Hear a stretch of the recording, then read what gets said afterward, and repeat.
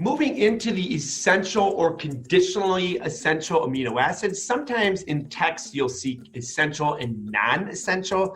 However, more common up-to-date terminology would be conditionally essential. So essential amino acids are amino acids that must be supplied by the foods we consume.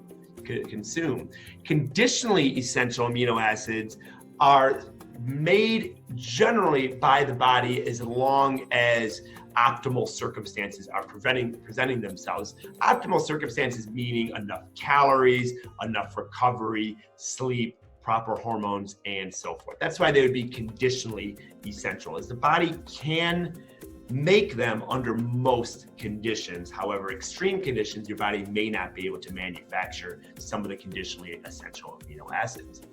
So your essential amino acids are outlined here, as well as your non-essential amino acids.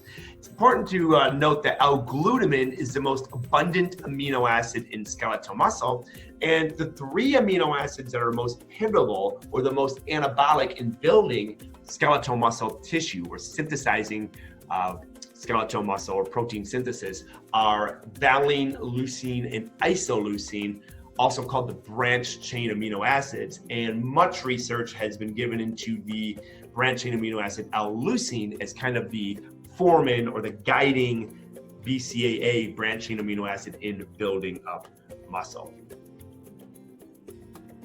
Protein function and metabolism. So why our clients need protein? Protein's functions may include carriage and storage of materials. So you could think of it as a carrier, or protein foods can be a carrier of omega-3 fatty acids as well. Providing strength, so that would be through tissue growth and repair. Protein denaturization is the uncoiling of protein that changes its ability to function effectively. Protein denaturization typically happens when it's exposed to heat, acid, or other conditions. Now, this does happen in the gut, and it doesn't make the amino acids any less effective. So when our egg whites are exposed to heat and are hardened or stiffened or whipped, or curdling of milk when exposed to acids, as in the stomach, that doesn't make those amino acids undigestible. So the denaturization process is an important process as part of digestion. So cooking meat well done will denature a protein, but that does not necessarily mean that it makes it unusable or those amino acids irrelevant or not able to be digested. Protein synthesis and degradation. So we're constantly synthesizing protein, or our body's constantly dealing in anabolism and catabolism. Proteins are constantly synthesizing and degraded.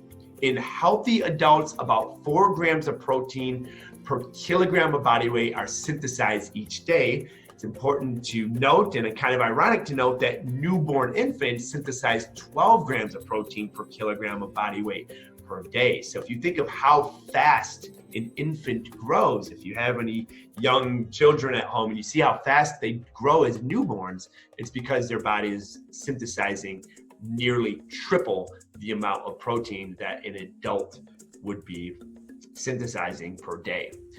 Carefully matched to size, shape, and body composition. So that's just going into protein needs, which we're going to talk about here in a little bit.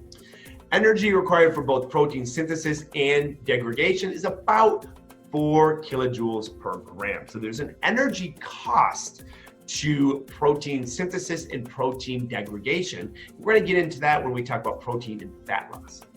Full energy cost of maintaining protein turnover is 33% of our resting energy expenditure. So that's actually very, very interesting, because about 60% of our resting energy expenditure is our RMR, and protein turnover system accounts for roughly half of that. So half the calories that we burn in the resting state come from protein turnover. So that's an interesting point to make, and it's going to make more sense later on in this training when we talk about protein and fat loss.